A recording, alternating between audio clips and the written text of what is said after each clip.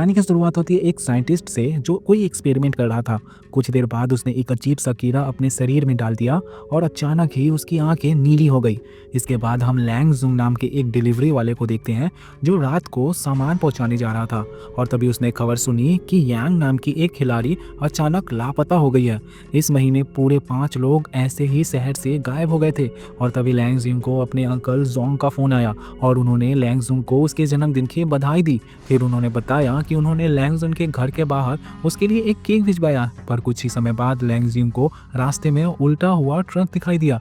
उसने तुरंत बाहर निकलकर ट्रक के अंदर देखा और फिर पीछे उसे एक बेहोश आदमी दिखा जिसकी नसें धीरे धीरे काली पड़ रही थी।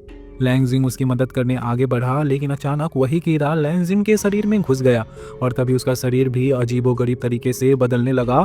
उसी पल सैन्यू नाम की एक खुफिया ऑर्गेनाइजेशन के सिपाही वहां पहुंच गए।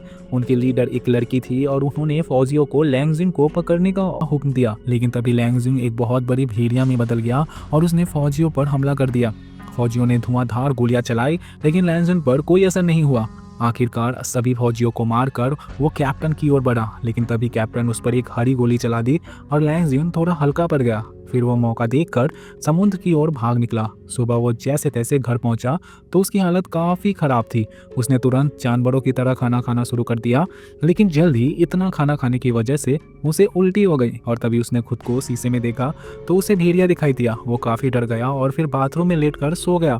जब उसकी आँख खुली तो उसे एहसास हुआ कि उसकी सुनने की शक्ति काफ़ी बढ़ चुकी है, क्योंकि वह बहुत दूर से आ रही आवाज़ें भी सुन पा रहा था। खैर बाद में लैंग जुन के बॉस ने उसे खूब डांटा क्योंकि वो रात को बीच रास्ते में ही ट्रक छोड़कर भाग गया था। वो इतना गुस्से में था कि उसने लैंग जुन की तरफ एक बोतल भी फेंक दी, लेकिन तभी लैंग जुन ने अपनी शक्ति से उसे दीवार पर दे मारा जिससे दीवार में दरार तक आ गई थी। उसकी शक्ति देखकर सब हक्के बक्के रह गए और लैंग जुन चुपचाप वहां से चला गया। और तभी शाम को रास्ते में उसे एक छोटी बच्ची दिखाई दी जो बस के नीचे आने वाली थी। तभी लैंग जुन ने अपने तेज रफ्तार से उसे भी बचा लिया। उसे देखकर लैंग जुन को अपना बचपन याद आ गया। बचपन में कई लड़के उसे परेशान करते थे और तब उसकी दोस्त चाओ उसे बचाती थी। तो लैंग जुन ने चाओ से मिलने का फैसला किया जो अभी एक बॉक्सर बन चुकी थी। जब लैंग जुन वहां पहुंचा तो चाओ मैच लड़ रही थी। चाओ बेहतरीन खिलाड़ी थी और उसने चुटकियों में अपनी ओपोनेंट को हरा दिया, लेकिन तभी उसकी ओपोनेंट ने उसे पीछे से धक्का दे दिया, लेकिन लैंग जुन ने दौड़कर चाओ को नीचे गिरने से पहले बचा लिया। ये सब देखकर वहां के मालिक के बेटे यू नेक ने लैंग जुन को मुकाबले के लिए ललकारा। लैंग जुन भी राजी हो गया, लेकिन उसे बॉक्सिंग आती नहीं थी, इसीलिए एक ही पंच में बेहोश हो गया। वहीं उस खुफिया फौज के कैप्टन और उसका बॉस जाओ लैंग जुन पर नजर रखे हुए थे और तब हमें पता चला कि शुरुआत में हमने जिस साइंटिस्ट को देखा था वो लैंग जुन के पिता ही थे। फिर जाओ ने कैप्टन को जल्द से जल्द लैंग जुन को पकड़ने का हुक्म दिया। उधर जब लैंग जुन की आंख खुली तो वो चाओ के घर पर था। बाद में बातचीत के दौरान चाओ ने उसे बताया कि कुछ दिन पहले ही उसका भाई अचानक लापता हो गया। जब लैंग जुन ने उसकी तस्वीर देखी तो उसे एहसास हुआ कि यह तो वही लड़का था जिसने उसे रात को ट्रक में बेहोश देखा था। उसने चाओ को बताया कि उसका भाई जरूर सैनियों की हिरासत में है। अचानक लैंग जुन को एहसास हुआ कि सैनियों गैंग के आदमी उनके घर के बाहर खड़े थे, इसीलिए वो दोनों तुरंत पीछे के रास्ते से भाग निकले और उन्होंने गुंडों की गाड़ी में ट्रैकिंग डिवाइस भी लगा दिया। आखिरकार जब गैंग चली गई तो चाओ ने लैंग जुन से पूछा कि आखिर ये लोग उसके पीछे क्यों पड़े हैं और तब लैंग जुन ने बताया कि उसके शरीर में एक अजीबोगरीब डिवाइस है और ये गुंडे जरूर उसी को हासिल करना चाहते हैं। लैंग जुन को शक था कि इस सब से उसके पिता का जरूर कोई नाता है, इसीलिए उसने अंकल जोंग से मिलने का सोचा क्योंकि वो उसके पिता के खास दोस्त थे। जल्द ही वो अंकल जोंग से मिलने उसके ऑफिस पहुंचा, लेकिन अचानक सब लोग बाहर भागने लगे क्योंकि बिल्डिंग में आग लग गई थी। लैंग जुन तुरंत अंकल के कमरे में गया जहां वो टेबल पर बेहोश पड़े हुए थे। वो जैसे तैसे उन्हें कमरे से बाहर ले आया। जब अंकल को होश आया तो लैंग जुन ने उनसे सैन्यू गैंग के बारे में पूछा, लेकिन अंकल ने झूठ कह दिया कि वो इसके बारे में कुछ नहीं जानते। खैर बाद में जब लैंग जुन घर लौटा तो उसे एहसास हुआ कि कोई उसका पीछा कर रहा है। लैंग जुन ने मौका देखकर उसे धर दबोचा और वो यू नेक निकला। लैंग जुन ने उसे पकड़कर चाओ के घर ले आया और फिर यूनिक ने बताया कि वो एक हैकर है और वो सैन्यू गैंग के बारे में जानकारी इकट्ठा करना चाहता है। साथ ही उसे उसके बारे में जितनी भी जानकारी थी उसने सब कुछ लैंग जुन को बता दिया और तब पता चलता है कि सैन्यू ऑर्गेनाइजेशन तेल का व्यापार करती है और साथ ही वो गैर कानूनी केमिकल हथियारों की तस्करी भी करती है।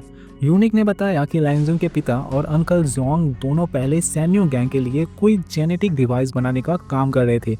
खैर फिर उसने कहा कि जो भी लोग गायब हुए हैं उन्हें पहले एक गेम खेलने का ऑफर मिला था और तब चाओ ने बताया कि हाँ मेरे भाई को भी ऐसा कोई ऑफर तो मिला था। फिर अगले दिन चाओ बीच पर अकेली खड़ी थी। तब लैंगजुंग उसके पास आया। चाओ ने दुखी मन से कहा कि मेरे भाई ने कड़ी मेहनत करके मेरी बॉक्सिंग फीस जमा की थी। जब सैन्यू गैंग ने उसे पैसे देने का लालच दिया तो वो उनके झांसे में आ गया और तब लैंगजुंग ने उसे सहारा दिया और साथ ही वादा भी किया कि वो उसके भाई को जरूर वापस लेके आएगा। फिर रात को जब वो दोनों घर लौट रहे थे तो अचानक जाओ और उसके गुंडे उनके सामने आ गए। उन्होंने धमकी देते हुए कहा कि अगर लैंगजुंग ने खुद को उनके हवाले नहीं किया तो वो चाओ को मार डालेंगे। लैंगजुंग के लिए चाओ की बहुत अहमियत थी, इसीलिए उसके साथ जाने को राजी हो गया। लेकिन चाओ भी इतनी जल्दी हार मानने वाली नहीं थी। वो तेजी से उसकी गाड़ियों का पीछा करने लगी और जल्द ही लैंगजुंग की गाड़ी के पास आ गई। फिर उसने अपनी बॉक्सिंग की टेक्निक से सभी गार्ड्स के छक्के छुड़ा दिए और अपने दोस्त को लेकर वहां से भाग निकली। इसके बाद वो दोनों अंकल जोंग की लैब में पहुंचे और उन्हें सब कुछ सच बताने को कहा। आखिरकार अंकल जोंग ने कहा कि कई साल पहले वो और लैंगजुंग के पिता सैन्यू गैंग के लिए काम करते थे। उन्होंने अपनी रिसर्च के दौरान खूंखार जानवरों से वो जीन्स निकाले जो इंसानों के शरीर में डाले जा सकते थे और उन्हें पैलेसाई का नाम दिया। पैलेसाई एक ऐसे जीन्स का मिश्रण था जिसे किसी भी इंसान के शरीर में डालो तो उसका हर एक रोग ठीक हो सकता था। और जब लैंगजुंग की मां की मौत हो गई तो उसके पिता को इतना गहरा सदमा लगा कि उन्होंने काम करना ही बंद कर दिया। लेकिन यह बात सैन्यू गैंग को पसंद नहीं आई और उन्होंने लैंगजुंग को पिता को लैब में जबरदस्ती बंद कर दिया। एक रात बदकिस्मती से लैब में आग लग गई और वहीं लैंगजुंग के पिता जलकर मर गए। यह सुनकर लैंगजुंग का खून खौल उठा और उसने उसकी मौत का बदला लेने की ठान ली। अंकल जोंग ने उसे रोकने की पूरी कोशिश की क्योंकि सैन्यू गैंग के आदमी काफी ताकतवर थे। उसी पल वहां पर सैन्यू गैंग आ पहुंची और अचानक उन्होंने अंकल जोंग को गोली से मार डाला। ये देखकर लैंगजुंग का रोम रोम जल उठा और वो एक भयानक भेड़िए में बदल गया। फिर वो एक एक करके सभी गुंडों को पीटने लगा, लेकिन तभी कैप्टन ने उस पर एक खास गोली चला दी जिससे लैंगजुंग वापस इंसान बन गया। मगर इससे पहले कि कैप्टन लैंगजुंग को गिरफ्तार करती, चाओ ने लैंगजुंग को खिड़की से धक्का दे दिया और खुद गुंडों का सामना करने लगी। और तभी वो वहां पर आ पहुंचा और उसने लैंगजुंग को अपनी गाड़ी में बैठाकर वहां से बाहर निकाला। उस रात लैंगजुंग नदी किनारे मायूस होकर बैठा रहा। फिर उसने अपने पिता का दिया हुआ लॉकेट देखा जिसमें उसकी और उसके पिता की तस्वीर थी। फिर अगले दिन उसने लॉकेट विनिक को दिखाया जिसने हिसाब लगाया कि शायद ये लॉकेट किसी चीज की चाबी है। काफी छानबीन करने के बाद विनिक ने देखा कि लॉकेट पर बना निशान एक खुफिया जगह का निशान था। अब जल्द से जल्द वो दोनों नक्शे के सहारे एक जगह पर आ पहुंचे। ये एक खाली घर था और जब वो बेसमेंट में पहुंचे तो वहां उन्हें एक भेड़िए के पंजों के कई निशान दिखाई दिए। थोड़ी छानबीन करने पर लैंगजुंग को एक अलमारी में सूटकेस मिला। उसने अपने लॉकेट को चाबी की तरह इस्तेमाल किया और अचानक वो ताला खुल भी गया। इसके अंदर लैंगजुंग को एक टेप रिकॉर्डर मिला और जब लैंगजुंग ने टेप चलाई तो उसे अपने पिता की आवाज़ सुनाई दी। उसके पिता ने कहा कि वो लैंगजुंग की मां की बीमारी ठीक करने के लिए एक खास ड्रग बना रहे हैं, लेकिन इससे पहले कि वो सही ड्रग बनाकर लैंगजुंग की मां को देते, वो अपनी बीमारी के कारण चल बसी। इसके बाद सैन्यू गैंग ने उनसे वो ड्रग छीन लिया। वो लोग उसे एक खतरनाक हथियार की तरह इस्तेमाल करने लगे जिससे कि कई लोगों की जान भी चली गई। लैंगजुंग के पिता ने कंपनी के गैर कानूनी काम रोकने की बहुत कोशिश की, लेकिन वो नाकामयाब रहे। खैर अंत में उन्होंने लैंगजुंग को अपना अधूरा काम पूरा करने का मिशन दिया। उधर जाओ के गुंडे अंकल जोंग की लैब की तलाशी ले रहे थे कि उन्हें वही ड्रग मिल गया जो लैंगजुंग के पिता ने बनाया था। जब जाओ उसे देख रहा था तो अचानक किसी ने उस पर हमला करके उसे मार डाला। वहीं दूसरी ओर लैंगजुंग और वू ने छानबीन करके सैन्यू गैंग के हेडक्वार्टर्स की ओर निकल पड़े जो कि एक शिप यार्ड में था। विनिक ने इस इलाके का नक्शा हैक करके पता लगाया कि वो एक खुफिया पैसेज के जरिए अंदर घुस सकते हैं। इधर हेडक्वार्टर्स में जेल के अंदर बस एक आम सा कैदी था। अचानक उसे दूसरे कमरे में अपने भाई की आवाज़ सुनाई दी। उसने खिड़की से देखा कि उसके भाई की हालत काफ़ी ख़राब थी। फिर चाओ ने उसे भरोसा दिलाया कि लैंगजुंग जरूर उन्हें बचाने आएगा। उधर लैंगजुंग और वू ने एक खुफिया पैसेज से हेडक्वार्टर्स के अंदर घुस रहे थे। जैसे ही वो पैसेज से नीचे कूदे, अचानक कई गार्ड्स ने उन पर हमला कर दिया, लेकिन लैंगजुंग की खतरनाक ताकत के सामने कोई टिक नहीं पाया। उसने भेड़िया की ताकत से एक एक करके सभी गार्ड्स को धूल चटा दिए। इसके बाद लैंगजुंग चाओ को ढूंढने निकल पड़ा और वो ने सैन्यू गैंग के गैर कानूनी धंधे का पर्दाफाश करने के लिए सबूत इकट्ठा करने लगा। कुछ ही देर में लैंगजुंग ने चाओ का कमरा ढूंढ लिया, लेकिन उसके पास ताले की चाबी नहीं थी। जब वो चाबी ढूंढ रहा था तो अचानक अंकल जोंग उसके सामने आ गए। अंकल जोंग को जिंदा देखकर उसके पैरों तले से जमीन खिसक गई, लेकिन अंकल ने कहा कि उन्होंने पहले साई का इस्तेमाल किया और फिर से जिंदा हो गए।